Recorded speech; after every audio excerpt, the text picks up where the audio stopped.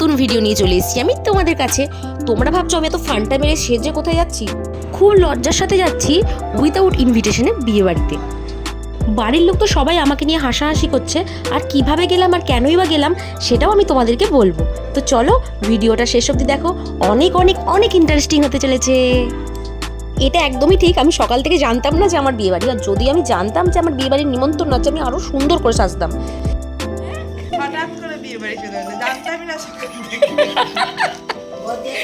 গিফটটা নিয়েছি, খালি হাতে যাচ্ছি না।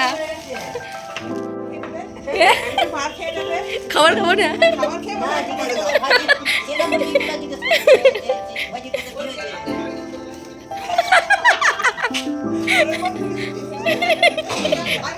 না, আমার একটা শখ ছিল এটা যে আমি যাবো এরকম ভাবে।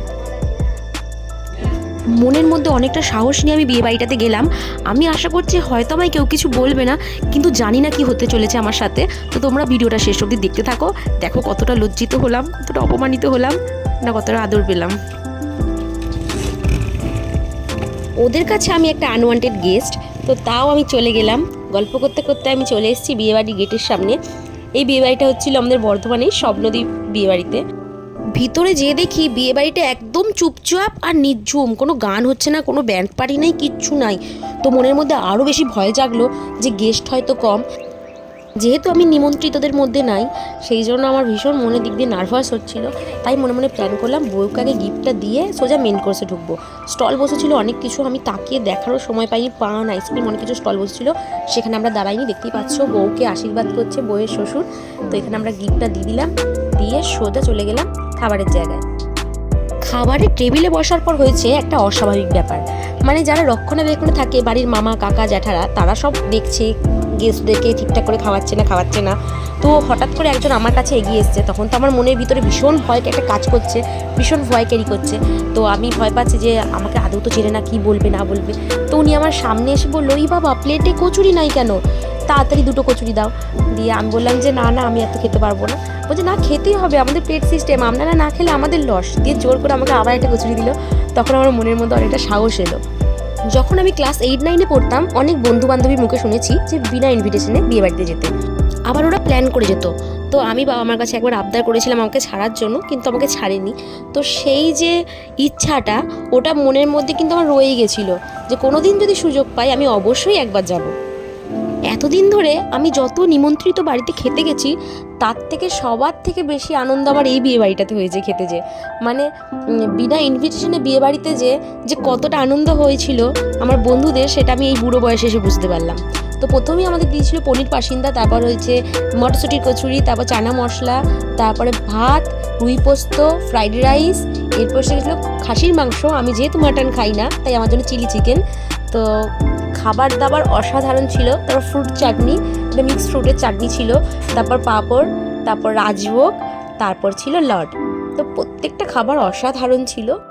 যাদের বিয়ে বাড়িতে আমি গেছি বিনা ইনভিটেশনে, তারা অত্যন্ত ভালো মানুষ। এত আদর আপ্যায়ন পেয়েছি আমি খেতে বসে, পরে আমি আফসোস করেছি যে স্টলের খাবারগুলো আমি ফালতু মিস করে দিলাম। আর আমি বিয়ে বাড়িতে যাওয়ার আগে সম্পূর্ণ ওদের খবর নিয়ে নিয়েছিলাম যে ওনারা কেমন মানুষ, ওরা কী রকম অবস্থাপূর্ণ। যখন শুনতে পারলাম যে ওদের অবস্থা ভালো, কোনো গরিব বাড়ি নয়, সেই জন্য আমি বিয়ে বাড়িটাতে অ্যাটেন্ড করেছিলাম। আর আমার উদ্দেশ্য খাওয়া দাওয়া ছিল না, আমার উদ্দেশ্য ছিল আনন্দটা উপভোগ করা। বিয়েবাড়ির গাড়ি পার্কিংয়ের জায়গায় এসে দেখলাম দেওয়ালের চারিদিকে খুব সুন্দর সুন্দর ড্রয়িং করা। তো ওগুলো দেখতে দেখতেই পিসিমণির সামনের দিক দিয়ে এগিয়ে এলো। আসলে আপনাদেরকে একটা কথা বলি, বিয়ে বাড়িতে নিমন্ত্রিত ছিল আমার পিসি, আমার কিন্তু নয়। তো পিসি দোকান বন্ধ করে বাড়ি আসতে আসতে 10টা বেজে যায়। আর ওনারা বাড়ির প্রত্যেকটা সদস্য পিসিকে বারবার যে বলে এসছে, তো পিসিকে অ্যাটেন্ডটা করতেই হবে বিয়ে বাড়িতে। কিন্তু পিসি একা যেতে ভয় পাচ্ছে, যেহেতু খেয়ে দিয়ে আস্তে আস্তে 12টা বেজে যাবে। তো পিসি আমাকে বারবার রিকোয়েস্ট করলো তুই একবার চ।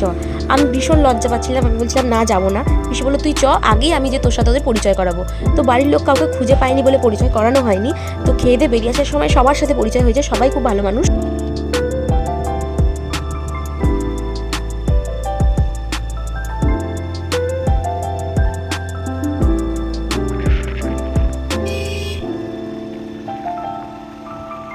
খেয়ে দিয়ে বাড়ি আসার পথে এই মুহূর্তে দাঁড়িয়ে আমার মনে একটা ভয় ক্যারি করছে যে আমার বর কিন্তু কাজ সেরে আমার ছেলের আদর খাওয়ার আশায় ঠিক বাড়িতে চলে আসবে, মানে আমি বাপের বাড়িতে ঘুরতে এসেছিলাম, কিন্তু রাত্রেবেলায় কাজ সেরে আমার বর আমার ছেলের কাছে আসবেই।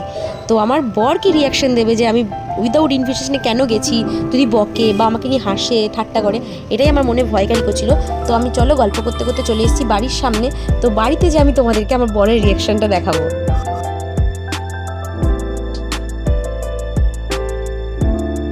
যখন আমরা ঘরে ঢুকলাম, বাড়ির ভিতরে দেখি গাড়িটা রাখা আছে। তো মন থেকে তো ভীষণ ভয় পেলাম, বুঝতে পেরেছি বর চলে এসছে। তো ঘরে ঢুকেছে দেখি পুরো বিষয়টা ওর ঠাট্টার সাথে নিয়েছে। তো একই তো গেছিলাম বিনা ইনভিটেশনে, তো উইদাউট ইনভিটেশনে বিয়েবাড়িতে যে ভিডিওটা করতেও আমার ভীষণ কষ্ট হয়েছে। যদি তোমাদের ভালো লাগে আমার ভিডিওটা, অবশ্যই একটা লাইক দিও, কমেন্ট করে জানাবে তোমাদের কেমন লাগলো। চ্যানেলে নতুন হয়ে থাকলে প্লিজ চ্যানেলটা সাবস্ক্রাইব করো। Thank you, tata. বিয়ে বাড়িতে চলে এলাম।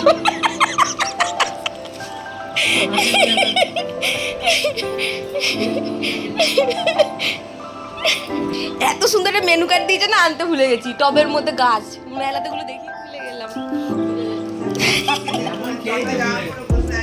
আরে আমি তো কি লজ্জায় লজ্জায় খাচ্ছি। বউটা কি সুন্দর দেখতে।